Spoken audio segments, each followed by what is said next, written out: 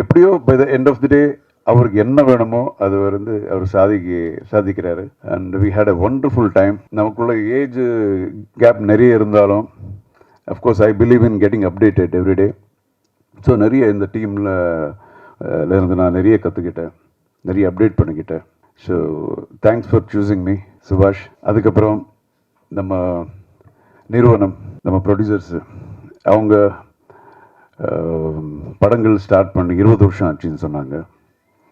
ரவி பசூர் சொன்ன மாதிரி அவங்க பக்கா ஒரு ஜூம் போட்டு ஒரு நல்ல கதை, ஒரு நல்ல டைரக்டரை வந்து ஜூம் போட்டு பார்த்துருக்காங்க அவங்களுடைய ஸ்கில்லு.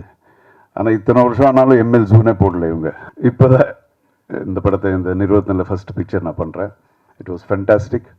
பணம் மட்டும் இல்லை, எல்லா விதத்துலேயும் அவங்களுடைய பேஷன், டெடிக்கேஷன். ஐஸ்வர்யா அவர்கள் முதல் நாளே ஷூட்டிங் வந்தாங்க. அது எப்போ 2 o'clock, midnight 2 o'clock. அப்போ தான் குழந்தை பிறந்திருக்கு. இருந்தாலும் ஷூட்டிங் வந்து பார்த்தாங்க. எனக்கு ரொம்ப I was like totally amazed. Fantastic production house. இவ்வளோ நாள் நான் ரியலி இந்த மாதிரி ஒரு ப்ரொடக்ஷன் ஹவுஸ் நான் மிஸ் பண்ணேன் அப்படிங்கிறது இப்போ தான் எனக்கு புரியுது.